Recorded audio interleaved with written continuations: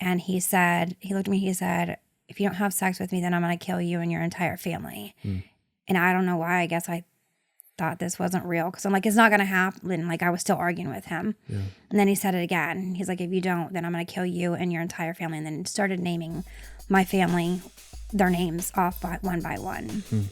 So he ended up raping me right there at gunpoint.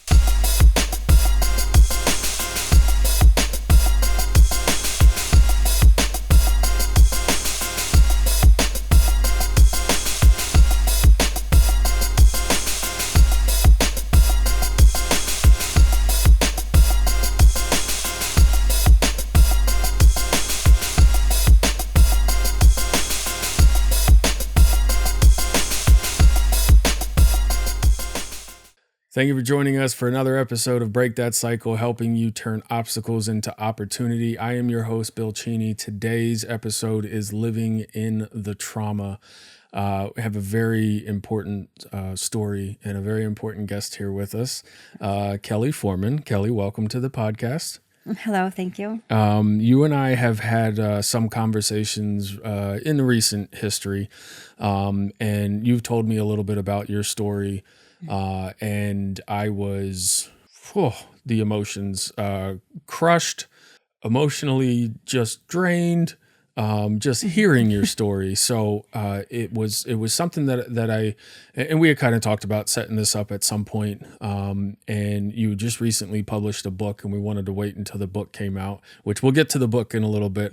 Yeah. But I do want to go into, your story.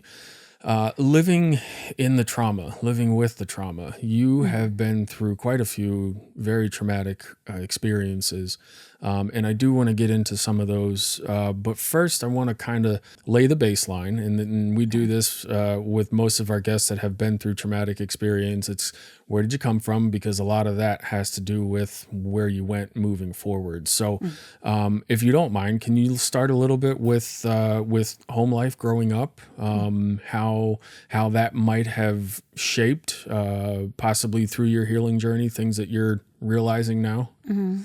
I grew up in Marion, Indiana, which is a small town where everybody knows everybody. Everybody's in your business. We don't have a lot to do. Yeah. Like our fancy restaurant would be Applebee's. So it was, and we were poor growing up, so we didn't go on family trips or vacations. So we made our life at home. Or my dad played baseball growing up our whole life. So we would, between the Matter Park or home, that's where we spent our life. Yeah. And everyone around us. Yeah. And everybody knew everybody. Were you an only child? No, I am a twin, and then I have an older sister as well. Okay.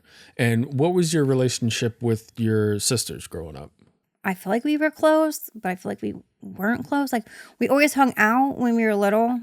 We had I have 3 cousins. We were always spending the night at our grandparents' house and doing stuff together until we got probably in middle school, and then, the ages where we started getting interested in boys and stuff. Yeah. And then it switched from that into staying with our friends and finding the attention of boys hanging out with us and wanting our attention. Right. It was like, oh, finally somebody wants our attention. So we fell down that path of boys. Would it turn into competition? I don't know the age range. Were you guys fighting over the same boys at any point? No, oddly, it's so weird. This one boy liked me, and I'm like, there's no way. And then I gave her it's like I didn't give. I told my sister, I'm like, here, talk to this guy. And they ended up being together and having kids together for a long time. That's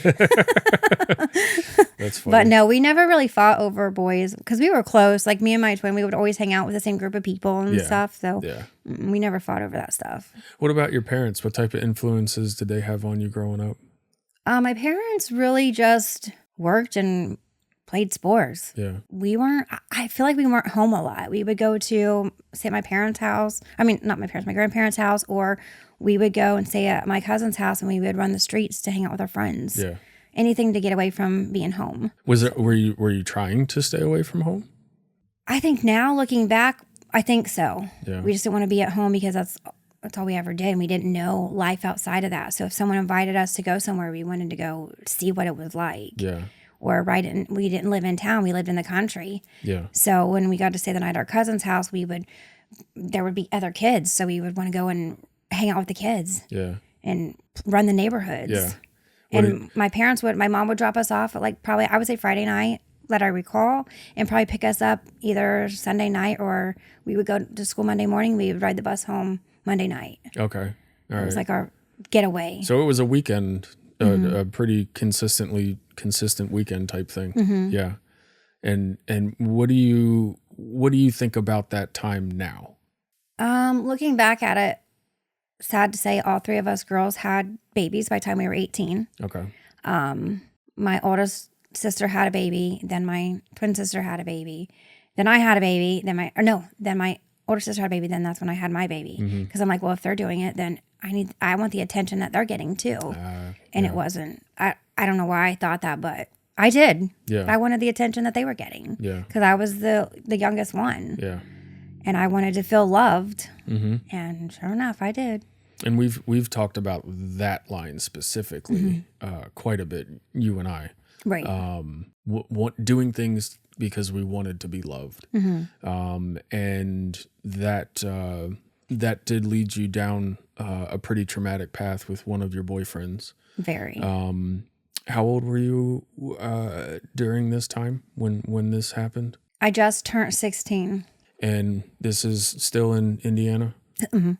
Was this how long had you had a relationship with this boy?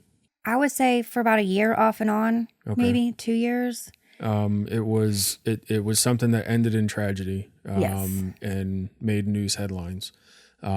If you're okay with kind of walking us through that story again.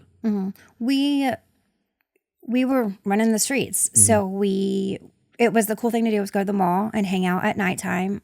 It was called like Rock and Bowl, so we would go walk the mall, and then we would walk over to the bowling alley, and we met this group of people where they were into drinking and drugs and stuff. So we went. We're young. They were older. I just turned 15, I think, when I met all them, and I think the guy was like 17, 18, somewhere around there. Okay. And we ended up dating for a couple years, and then we broke up. And then a couple months later, we still talked a little bit. And then a couple months later, he wanted me to go with him to meet him to he owed me money. He's like, my dad will pay you back the money that I owe you. So he came to pick me up to go get the money. And then it went downhill from there. Yeah.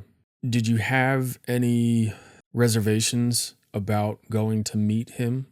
I was worried at first because I knew his dad worked out of town.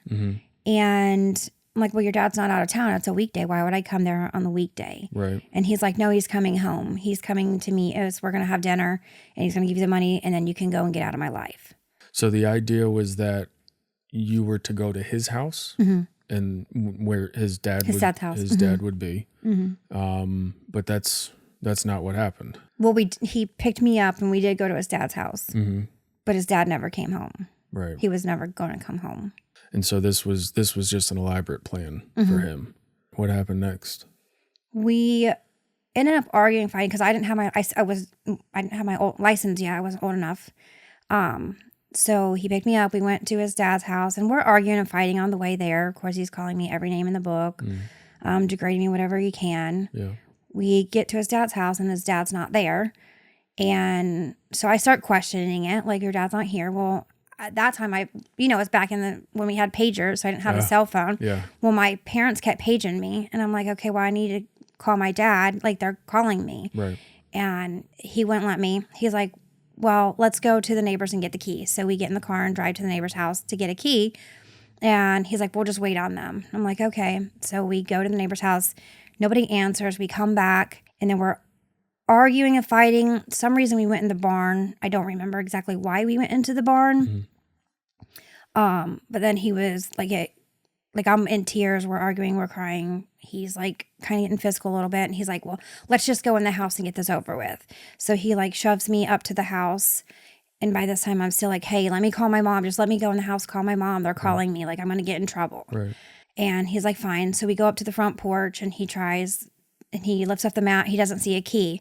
So he kicked open the front door of his dad's house.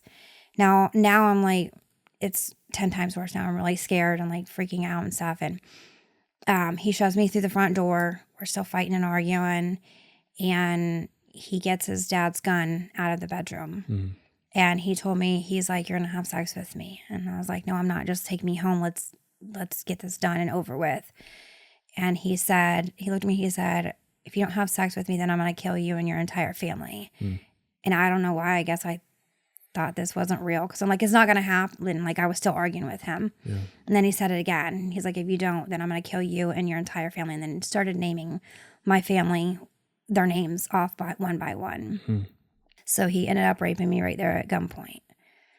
And I don't know how I convinced him to take me home.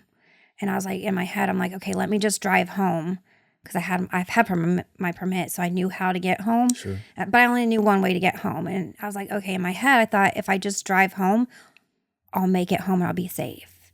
And he's like, "No, I can't do this. Your dad's going to kill me." And I'm like, "No, just let me go. I won't tell nobody. Let's just make it home. Just take me home." And we get in the car, and I'm taking the only way I know how to get home, but he's forcing me to take different turns with his, he's pointing the gun at me. "No, go this way, go this way."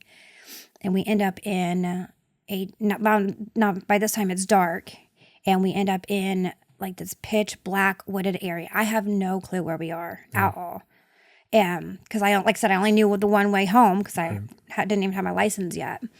We pull, he makes me sit in there and talk, and we're sitting in there talking, still arguing. I think I can like save him and fix this or whatever I went through my head. I don't know. Yeah.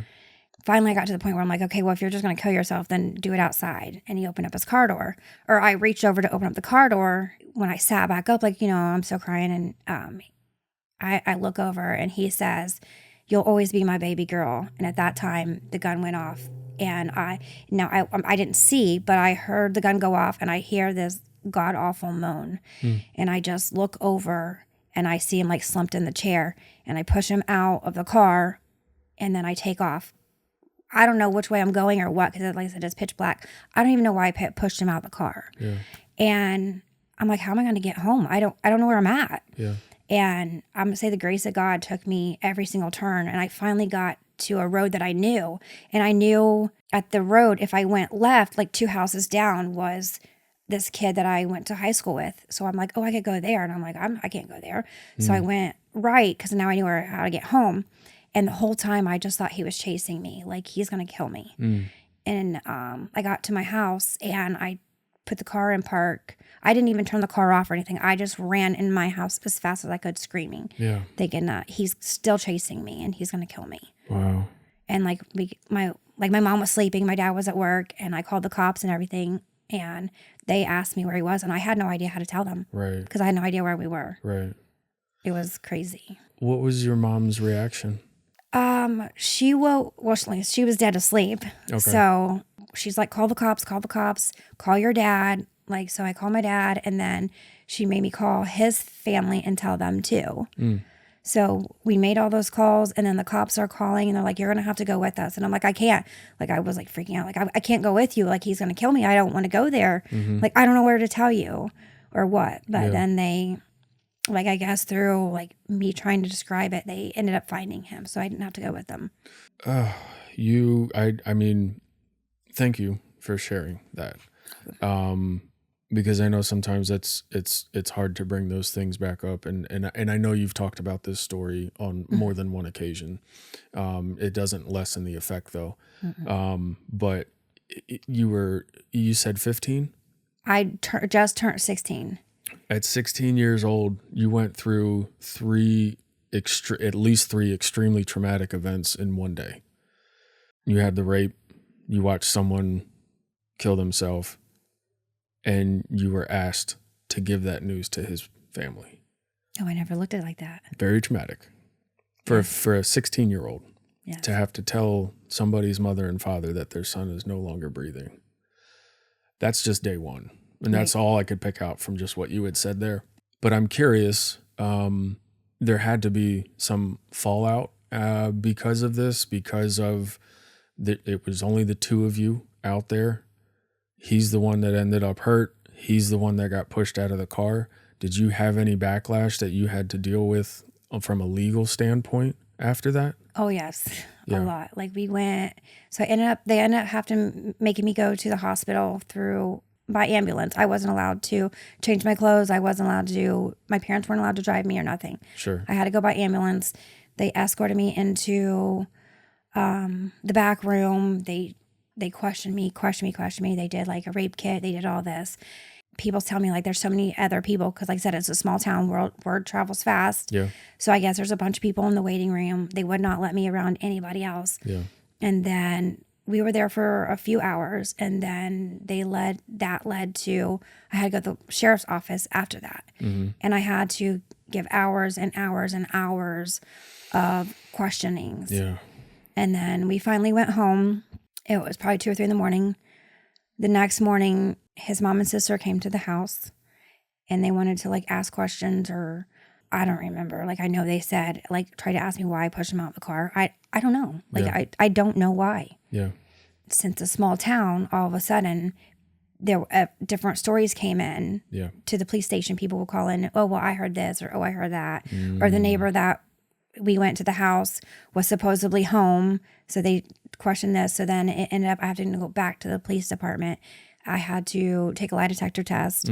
Because in the newspaper it said if this a homicide or a murder. So, and then they finally, after the lie detector test and everything else that, they deemed it as a suicide. How long did that back and forth with you maybe being the victim, maybe being the aggressor? How long did that last for you?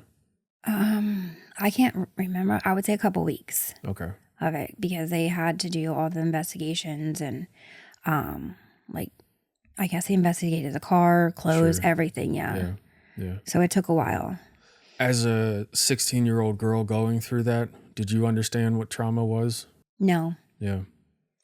How are you looking at that now, at the age that you're at now, looking back at that 16-year-old girl? Is there anything that you might have done differently, or anything you would say to that little girl? Oh my gosh. Loaded question. Sorry. Very loaded I'm question. good at those. Yeah. I would say get help. Yeah. Don't hold it in and heal from it as fast as you can. Like, I mean, I don't think there's ever any way to heal from it, but I hid mine. Yeah. Because every time I would try to talk to my family, I would ask them questions and they would be like, why do you want that? Or don't worry about it. It's fine. Or we don't need to talk about that. So all that pain and guilt was hidden. Sure. So I learned to never talk about it. Counseling, I went to counseling all the time. They put me on depression medicine. Well, then my parents couldn't afford it after so long. So then I just had to deal with it. Yeah. And I mean, I even drove my own self to counseling Yeah. because my parents were busy working. Wow. So I didn't know what talking about situations was Yeah. or how much it can help people. Who got you to that position? Did you have anybody who was kind of like mentoring or helping you through that traumatic event and being a parental figure to you, or were you just navigating this all on your own?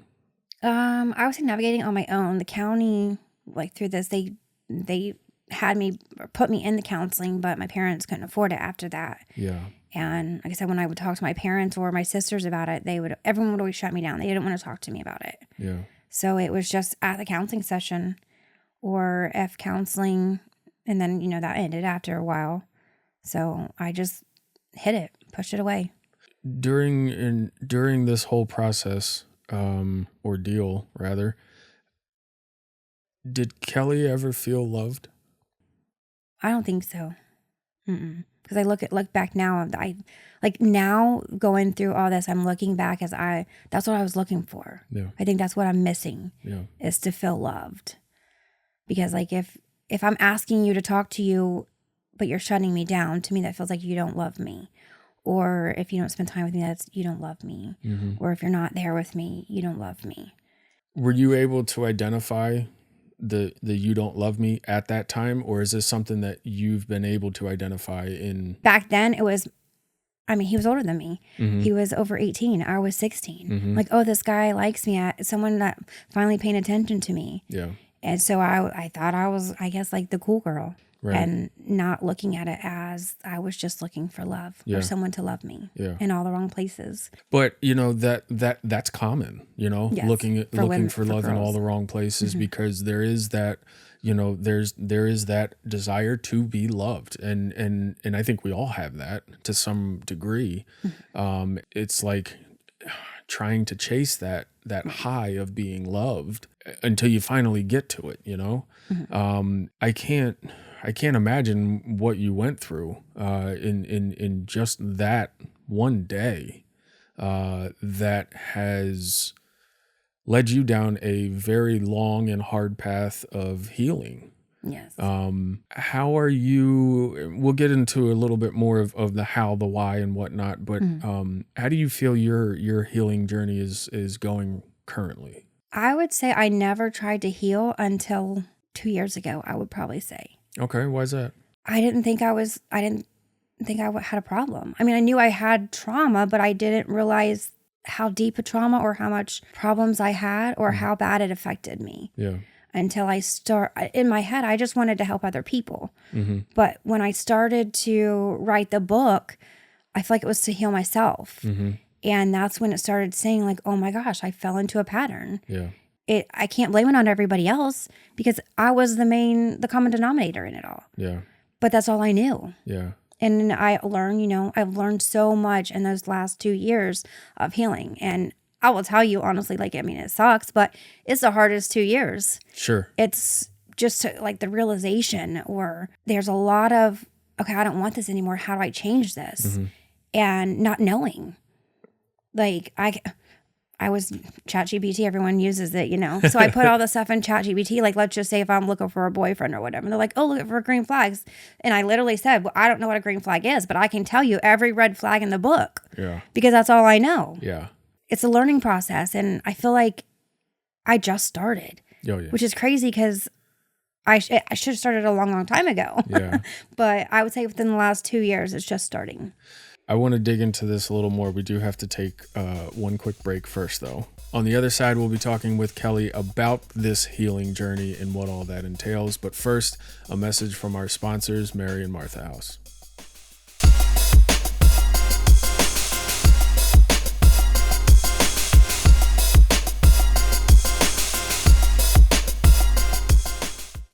Mary and Martha House is a beacon of hope. For over 4 decades, it continues to shine brightly and illuminate the path towards a better future for countless women and families in need. Since our humble beginnings in 1982, we have dedicated ourselves wholeheartedly to the noble cause of helping those affected by domestic violence and homelessness. Did you know that every day in communities all around us, 1 in 4 women and 1 in 15 children face the terrifying reality of domestic violence? Compassion is the cornerstone of everything we do. We approach each person with a deep understanding of their unique struggles and needs. We foster an environment where respect and appreciation are not just words, but guiding principles that shape our interactions and relationships. Each member of our dedicated team is held to the highest standard, ensuring that compassion guides every aspect of our work. Mary and Martha House is a place where hope takes root, love blossoms, and lives are forever changed. Please spread the word. Help raise awareness about Mary and Martha House by sharing their mission, success, stories, and upcoming events on social media. By amplifying their message, you can reach a wider audience and encourage others to get involved or make a donation. Please remember, even the smallest act of kindness can make a significant difference in the lives of those in need.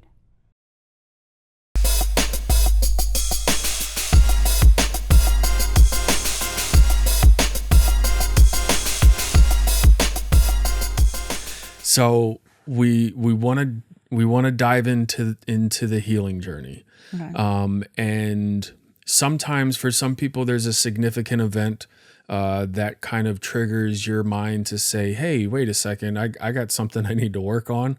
Was there anything like that for you? Was there maybe something that you realized all of your childhood experiences was kind of dictating what you were doing as an adult? Like what kicked the journey off for you?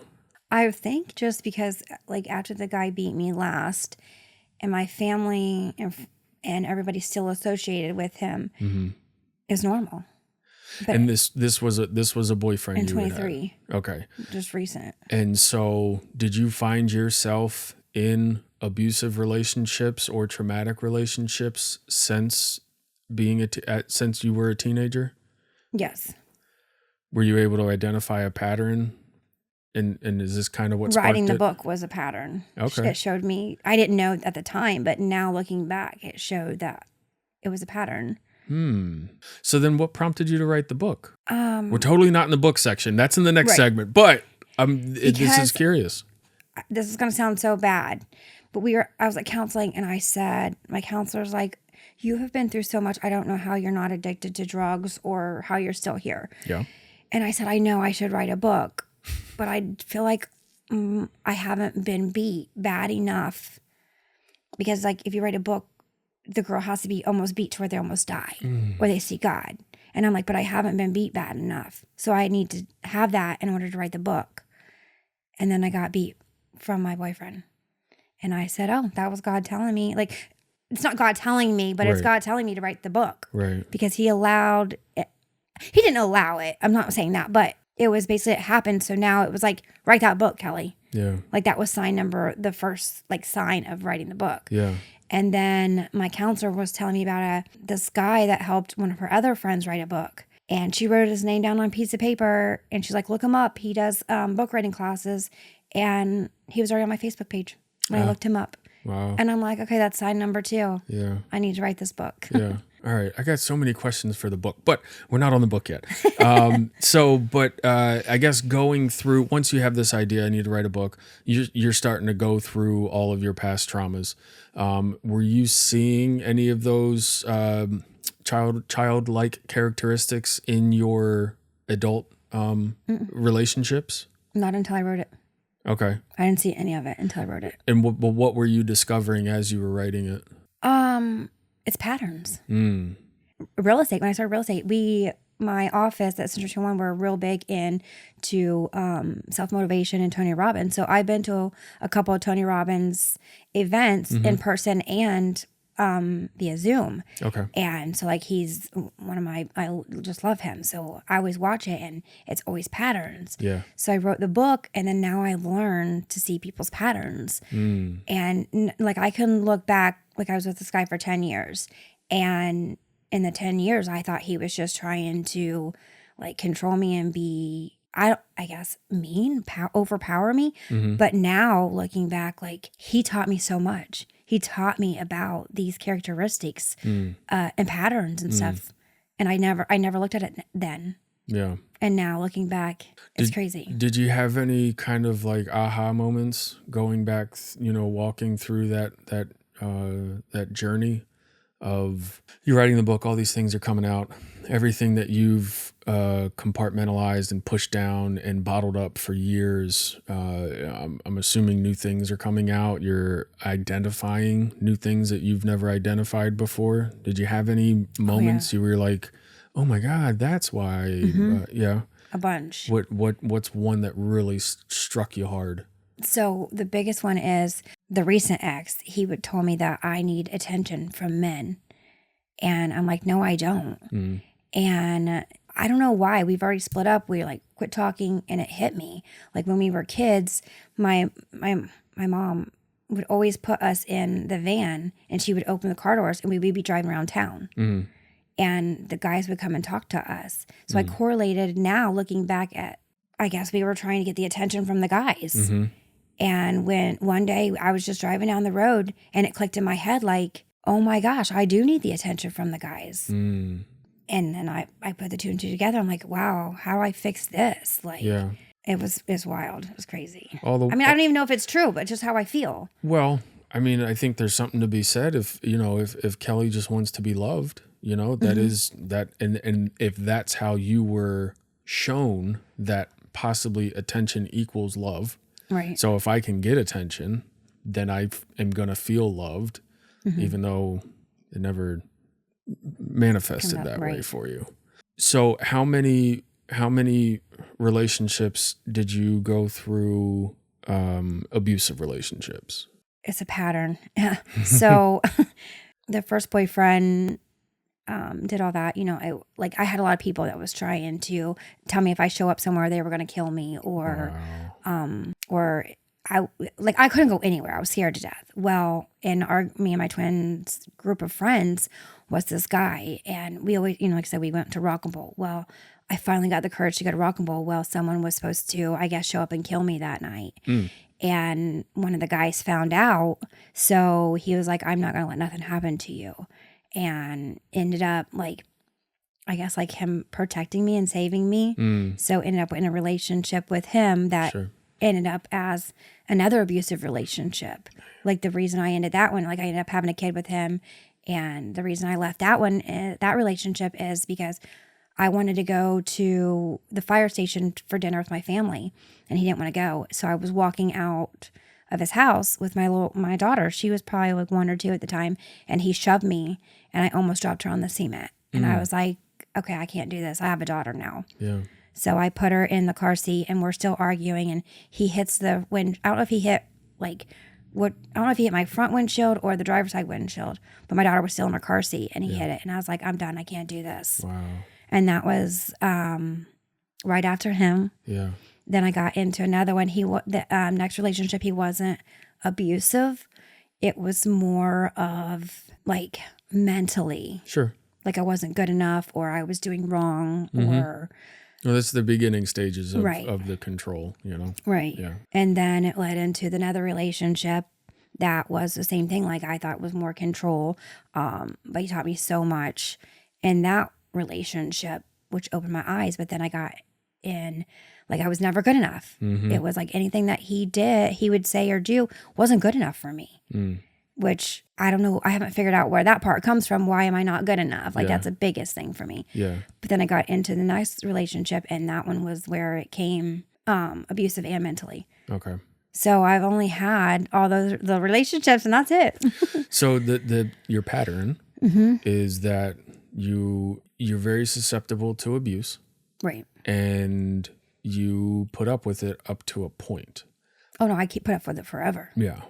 And when the one of them pushed you with holding the 1-year-old, you were like, I got to get out of this. Did you stand firm and get out of that relationship right after that?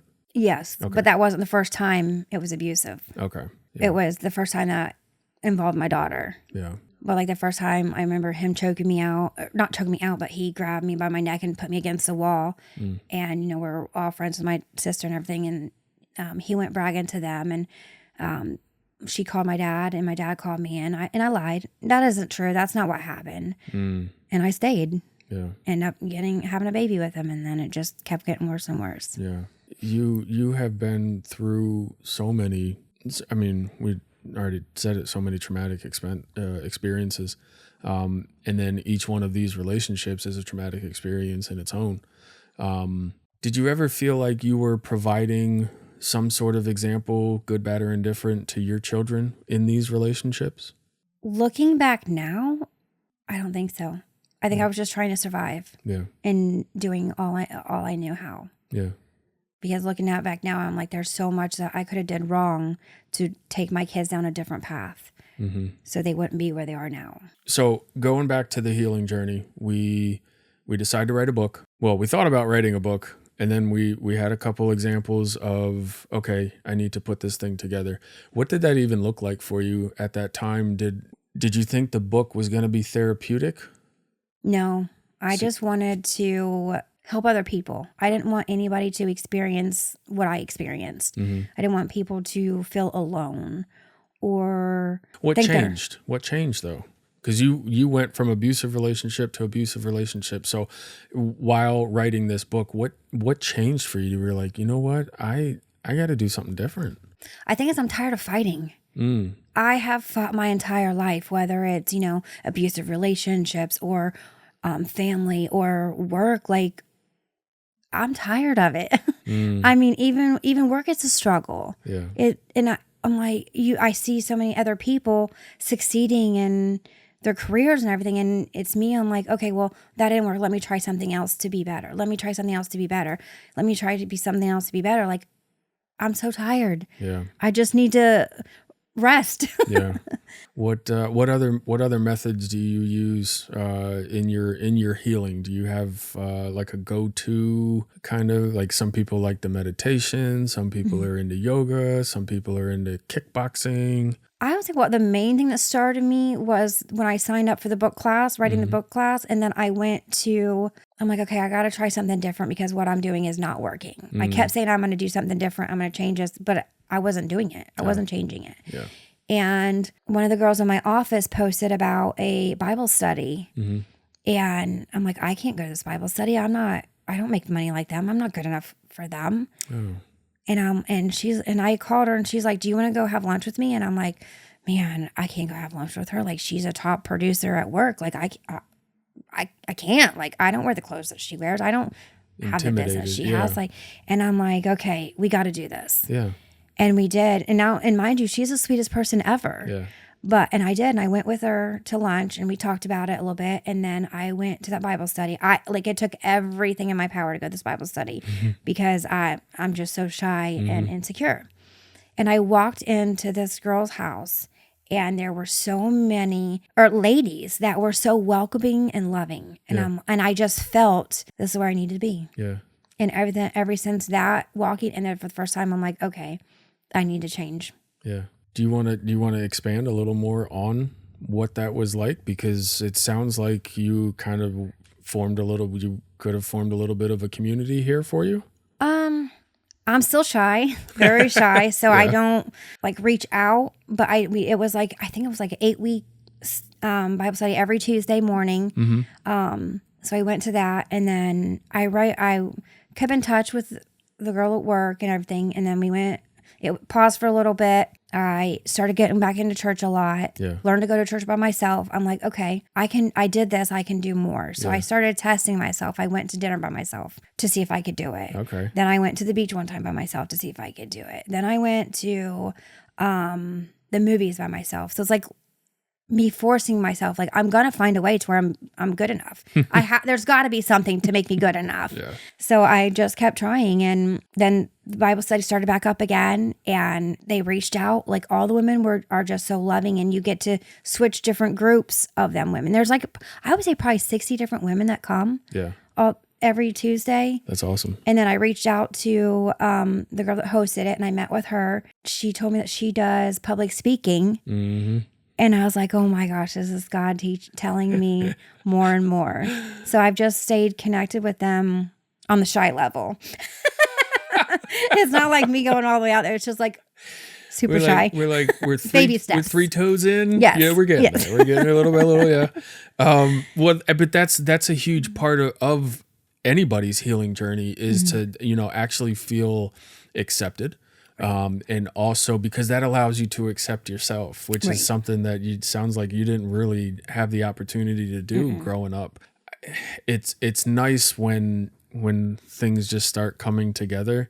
It's just, it's sad, obviously the events that you had to go through and the trauma that you had to endure in your lifetime, but you get to help other people now. Right. And this was the main purpose for your book, is that you wanted to help other people, and telling your story is one way to do that. But before we jump off of the healing journey wagon here, what types of things have you been able to identify about yourself that surprised you? That I have a lot to learn. We know it all, don't we? Yeah. I never thought healing, or I guess sitting with the trauma, would be so hard. I didn't think that the way I raised my kids would be so hard, or how bad it affected them. Yeah. And now that they're older, like I can see it. I see how bad, like I hid my stuff from my kids too. Yeah. And realizing that, like, I wasn't hugged as a kid, so I didn't hug my kids. That was something like I still struggle with. I had to tell my kids, come hug me. They were taught by my ex to hug. So I'm like, you guys have to teach me because I don't know how. Yeah. It's uncomfortable because I was never hugged. Yeah. And it's crazy to hear and to think about, but it's a problem, Yeah. which is weird to me. Yeah. I think the other thing is I always feel like everyone has a happy ending. That's my biggest thing is I don't have a happy ending. It's all, I don't know, baby steps. Like I say, Yeah. I'm step 1. So it's all new. And Yeah. I don't even know where, like my whole purpose was to write the book to heal or actually to help other people, but I don't even know where it's going to take me now. Yeah. So I don't know. Well, this is interesting, and I mean, we've been communicating for a few months now, and it is. I tell you, when I saw you today coming in, you look totally different than the last time I saw you.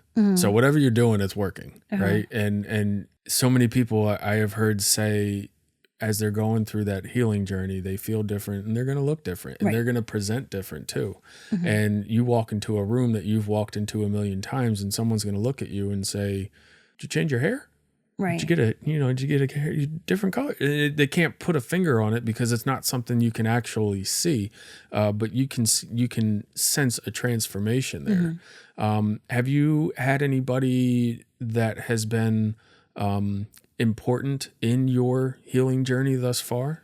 Man, I would say there's a lot because I went, it's kind of weird. I'm very closed off. So I only give certain people certain amount of information. Okay. It's more of me sitting back watching other people live their life and talking to them that I want to learn or change in my life. Nice. I've been years of counseling. I'm going to church. I switched to my church counseling because I was gonna. They have like a help program for the counseling, so I switched to that to try something different. Sure. And then a lot of it at work is, self-motivation and the Tony Robbins or just the Bible study, the book writing class, just every avenue I could find. Like I tried to plug myself into Yeah. just to learn new things. Do you still have moments where you're like, "Oh, I can't do that"? Like going to eat on your own? Yes. People give you weird looks when you're eating on your own. Right. I don't understand why. No, so many people. Yeah, it's just you get weird looks, right? And so then naturally you're thinking, okay, I'm a freaking weirdo. What am I doing? Right. This was a bad idea. I can't do this. And then you start beating yourself up, in your mind, just from that thought. Right. Maybe a weird look that somebody gave you. Yeah. I have to ask, is Kelly loved yet? No. What do you think is stopping Kelly from loving herself? Ooh, I don't know. Because I feel like I'm not good enough yet. I don't, because I don't know. Like, I see this path that I want to take and to help people, but I don't know how to get there. I don't know where's your next step? Or if someone come to you and ask for help, what are you going to do? I don't know. And that's the hardest thing is it's still in my head that I'm not good enough. Like I should be so excited about the book, about writing a book and publishing a book because not many people do. Yeah. But to me, I'm like, okay, well, that didn't work. So what else can I do to be loved? Because it's just, people are just like, okay, she wrote a book. But like people, like at my office will be like, or a stranger, like I went to this one networking event, which that's the hardest thing for me. Going to events, birthday parties, events, I can't stand. But my friend's like, just come. And I'm like, okay, we got to conquer this. And we did. And this girl introduced me to this guy. And he's like, I don't even know who this guy was. He's like, oh, yeah, we're on Facebook. Congratulations on your book. That's so exciting. Yeah. And I'm like, oh, my gosh. Yeah. Like, I don't even know who this person is. Yeah. And I'm like, wow. But why am I not excited about writing a book? Because I still feel it's not good enough. There's still missing pieces or... Well, that I think that's probably the next part of your journey is why Kelly is never good enough. Right. Why there's always something wrong. And I think that's a problem for a lot of people that are unpacking traumas and, trying to navigate through their healing journey is naturally, as humans, we want to place blame on ourselves first before anyone else. Right. And we really take that on board, and we shoot ourselves in the foot doing that because, one, it's probably not warranted, but two, it's very damaging Right. to, to that growth and that healing. But I do want to get into the book. We're going to get into the book. We have to take one more break, but we're going to get into that. On the other side, Kelly's going to talk to us about her newly published book, Breaking the Cycle. We'll be right back.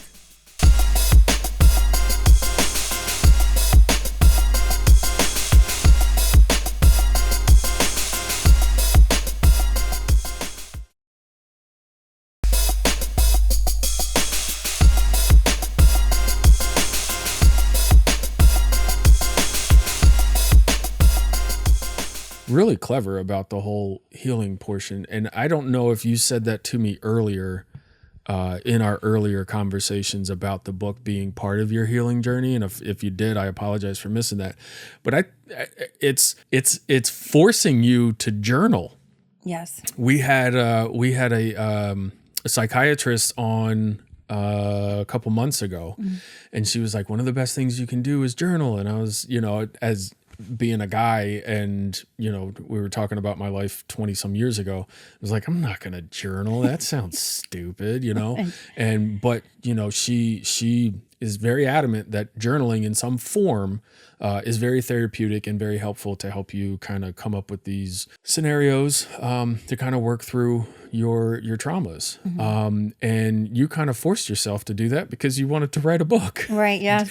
Did it ever feel like journaling when you were writing? No. And I didn't think it was meant to help me. Yeah. I wanted it to help other people. Right. It's taught me so much in the last 2 years. Yeah. Even now, I said, 6 months ago, when I stopped, my life's changed even drastically since the 6 months since I published it. Yeah. And you just recently had a book signing, and you had quite the turnout. I was pretty impressed when you told me how many people showed up for it. I'm so happy for you because that's important, because you never know in a crowd of that many people how many of them are going to really relate to your story, and it's going to change the outlook of their life because they heard somebody who was strong enough to get up and talk about it. And you may not think you're a strong person. You may think that you still have a lot of work to go. But I can tell you it takes a strong person to, one, write a book in its entirety, but also to be able to get up there and present that information as your own piece of work.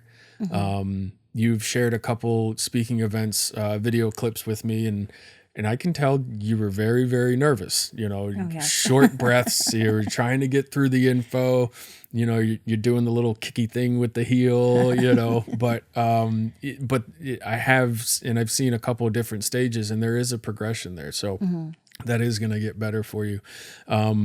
What kind of obstacles did you run into writing the book? Oh man, every single one that could possibly be. Okay. Can we get like a top 2 or 3? I would say the biggest one is my self-doubt. I didn't think it was ever good enough. No one's going to read this. Yeah. I would say that was my biggest one. And then also people don't understand that trauma lives in your body. And I was sick all the time. Every month I would be sick for like a week or 2. Oh, wow. And I went to doctors and like different doctors. I went to a holistic doctor. I went to a regular doctor. I went to a hormone doctor. I went to depression medicine because I could not figure out why I kept getting sick. Yeah. And I was like, it has to be through the trauma, the depression of living this and learning the different stages of life and growing from it. Yeah. Like the doctor diagnosed me as severely depressed, which is hard to think. Like, okay, I made it through all this trauma. Why do I need it now? Yeah. Yeah. It makes no sense. Yeah. So I don't know. I would say that. And then there was a time where I gave up writing the book. I'm like, okay, I'm done. Did you? Like this is too hard. I'm not smart enough. I can't figure this out. And too hard as in to actually write a book, or too hard to relive the journey? To write the book of how I had it in my head. Okay. Because I'm not smart enough to put, I have a picture, but I can't get in my head to that picture. Okay. It was my theory. even it came to one point, my sister called me and she was like, hey, I'm going to come spend a couple days with you. And I'm like, okay. She's like, I need to get away. And I'm like, okay. And I pick her up from the airport and she has 2 black eyes, a cut across her nose and a cut on her forehead and like no teeth. And I'm like, oh my gosh, like what in the world happened? Yeah. Now her teeth wasn't from the boyfriend, but like the bruises on her face was from her boyfriend. And I'm like, I got to get back on this book. Like this is the reason why I got to write this book. Jeez. But I couldn't because I was in my own phase of the struggle. Yeah. And then my sister came like that. And my daughter was going through the same thing. During this time of writing the book, I had to Baker act my daughter in the whole process of all this Yeah. and deal with her of the depression and not wanting to live anymore. And on top of all of it, plus, you know, my job to being a real estate agent is all based on what I sell. Yeah. So it was all that plus trying to figure out how to sell. And, you know, during the depression, you can't work. There was days where I couldn't get out of bed. I couldn't even function. Like I would get up, go to the office, and my daughter would call me or somebody would call me about something and my brain would shut down and I couldn't do anything else the rest of the day. I would just pack up and go back home and do nothing because I just couldn't function. No. So it was a lot of struggle. Yeah. So picking up your sister from the airport got you back into the book. Did it get any easier writing the book after no. that? No? Still struggled with that? Oh yeah, it was still a lot. Yeah. Because now I see it in her. It wasn't because when I was writing the book, it was just me. Yeah. Now it's her. Yeah. How can I help her? How did I let this happen? Mm. I mean, it's my older sister, but I should protect her. I should have saved her.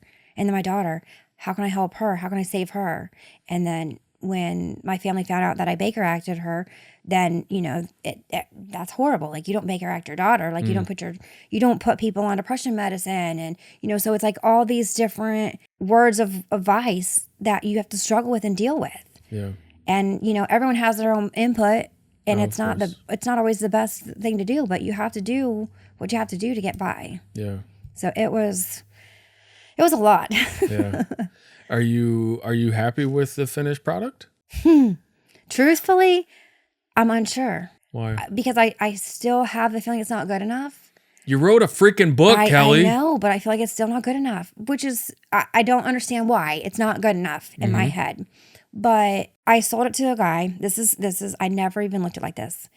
And he sent me a message and he said, you know, I was going to read your book chapter by chapter, you know, over the days. He said, but I read the whole entire book that day. Oh, wow. And I was like, oh, wow. Okay. And he said, your book helped me look at it from a man's point of view, from my partner going through it. And Yes. now I have ways to help her. And I never looked at it that way. Wow. And he's like, I took notes and I'm even going to go back and reread it to the notes to help me to learn how to navigate with her. Yeah. And I was like, oh my gosh. It was amazing. Yeah. It's a little byproduct of what you were trying to accomplish. Right. You're absolutely right. I know that's fantastic Yeah. because you're still helping somebody. And in this case, you're helping 2 people. Right. You're helping one person understand what that feels like or try to understand what that feels like. But you're also helping his partner because that's not going to happen to her. Right. And then it's also the ripple effect, though, Kelly, because they grow up and they have children or they have grandchildren. And now they're going to remember these things and they're going to feed them into the generations to come. Yes. So who knows how many people just that one person is going to end up helping. Right. And that's the goal, is to help as many as possible. But why is that not good enough? I don't know. I guess because I've never been good enough. Yeah, it's a lot. Yeah. It's a hard hurdle to get over. The self-doubt and, you know, not appreciating yourself. And like we were just talking about off camera, not loving yourself. Right. That's a hard one to get by. It's really tough, but Right. it's going to be necessary for you to move forward. And and who knows, maybe this, you know, leads to another publication, and it could be a book, could be an article, you know, whatever. But your story has power. that's why we do the podcast, you know? Right. I know they can't see it right now, but on the back of my shirt, it says every story matters. And every story does matter because you don't know how that's going to play out for someone else. Just listening to what you have to say, even if it's just simply giving them a different point of view on the situation, like you did for this gentleman, giving him a point of view that he otherwise would have never experienced or known about. And now you're setting his family up and generations to come up for success. So I hope in your healing journey, truly hope that one day you're able to see that. It's a big step. It'll be a big accomplishment. It'll probably feel a little dirty, like a little self-centered and a little selfish. But, you know, as we were talking about it's kind of the first step in allowing other people to love you. You have to learn to love yourself first. And that means that you are good enough. And you know, you're breaking my heart with, you know, not being able to love yourself yet. It is hard. Because you're doing a lot of good things. You've been through a lot of traumatic experiences, but you are now turning them into a purpose and helping other people. And damn it, if that's not good enough, I don't know what is. So I truly hope that you're able to remedy that. Right. It will come. So looking at the book, I'm going to assume that the teenage relationship made the book? Yes. Okay. Were there other main points in the book that we have not spoke about yet that you kind of want the listeners and the viewers to know what to expect? There is a bunch. Okay. We can't give all the details though. Oh, of course But not. it was You got to like- buy the book. right. You know, that's the purpose. But I will say probably the whole reason for writing the book, I think. Like my purpose was to write the book, and you know, at the time I wanted to be better. I'm going to be better. One day I'm going to be loved and I'm going to be good enough and I'm going to figure it out. So I would, you know, I will be annoying you until you do. Okay. Just know that. but I put myself in counseling because I wanted to be better. And my counselor told me, she's like, if it was anybody like in your situation, they would be either addicted to drugs or killed themselves or whatever. I don't know how you do it. I was like, I don't either. I mean, there was a phase, I mean, I can't say it's gradually going away, but I drank too. I drank let me drink till black out so I didn't feel these feelings. Like it was a struggle. Yeah.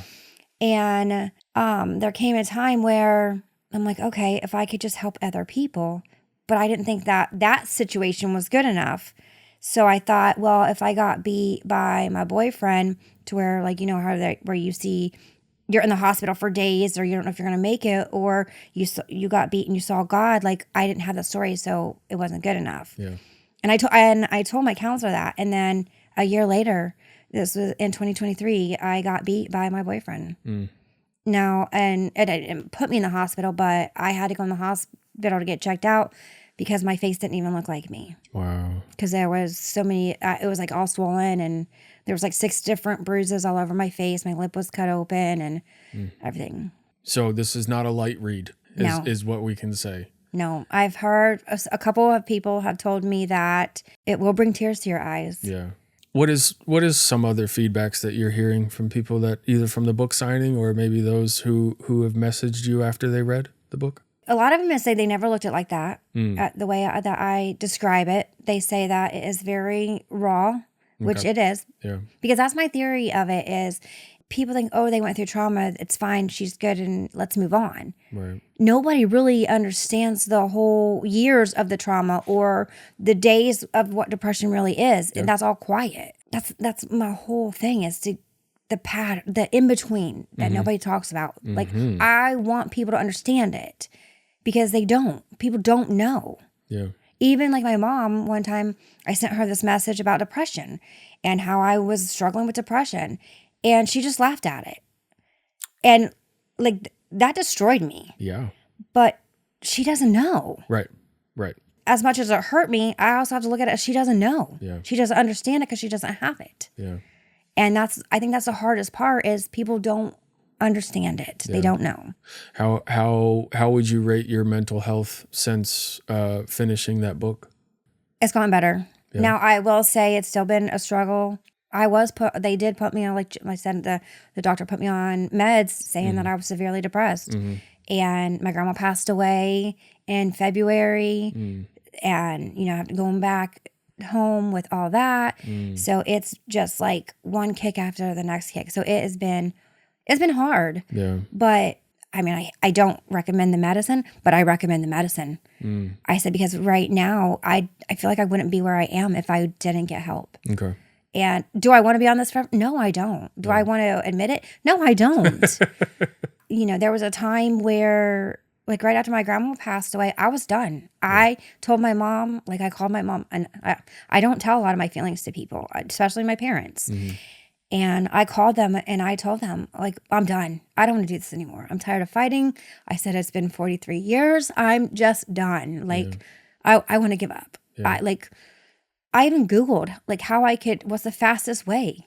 Like, I was just so done. All during this journey. Yeah. But there's other people, like, I've got to help others. That's the biggest thing.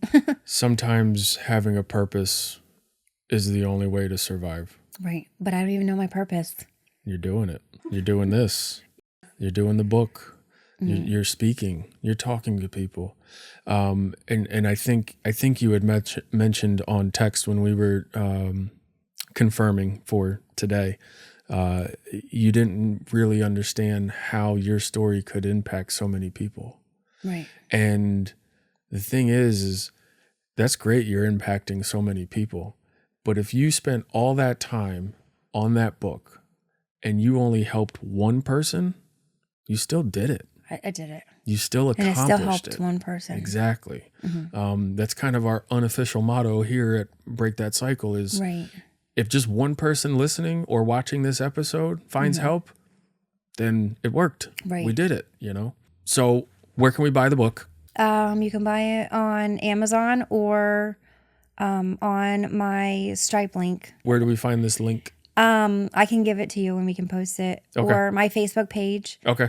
We're going to add that information Yes. into the video description and the audio description because I still need to get my copy. I've been slacking.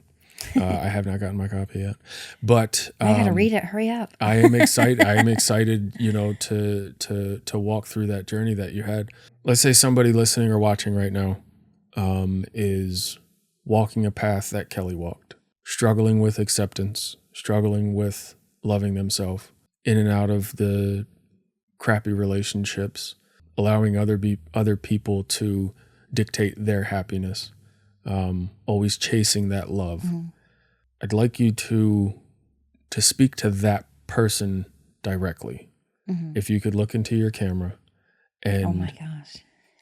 tell that person, give that person some sort of hope, some sort of strength to help them get to tomorrow. What would you say? Talk about it. Find the people that will mentor you, that will sit and talk with you, because you're not alone and that you are loved and you're worth it. You matter to people when you don't even think that you matter to people. And it might not be blood. It might be a friend from high school that we don't know, but you can impact so many people just by telling your story. I hid mine forever and I wish I wouldn't have. And it's hard. I'm stubborn. I'm stubborn and I do not tell my feelings a lot. But I will say talking about it is the biggest thing that's helped me. Yeah. And meeting the new people. When you see, like, the biggest thing I've learned, I would say if, like, people are degrading you or putting you down or jokingly making fun of you, those are the people that you want out of your life because that keeps you stuck. When you change that, it changes your whole perspective of it. Yeah. Like, I've learned that, like, so many people really do care. And they don't even know you, but they really do care. Yeah. And they genuinely love you even though they don't know you. Yeah. Well, I know that there are people out there that appreciate you telling your story in that through that book and your speaking events. I appreciate you coming to tell your story on this podcast here.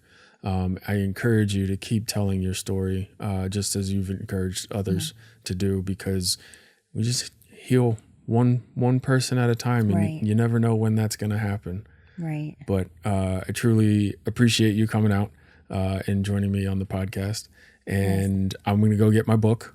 Yes. I'm going to go buy my copy. I may or may not ask for an autograph. I will. Now, I do have in a couple years, I need a break first, but in a couple years, there will be more. Oh. More of like the healing and the like for sure healing and maybe the happy ending. I Okay. don't know. Hey, we can always hope for a happy ending. There will be one. Yeah. I love that. Well, Yes. keep on with it, Kelly. You're doing great. You're helping out a lot of people. So, And thanks again for coming out. thank you for having me.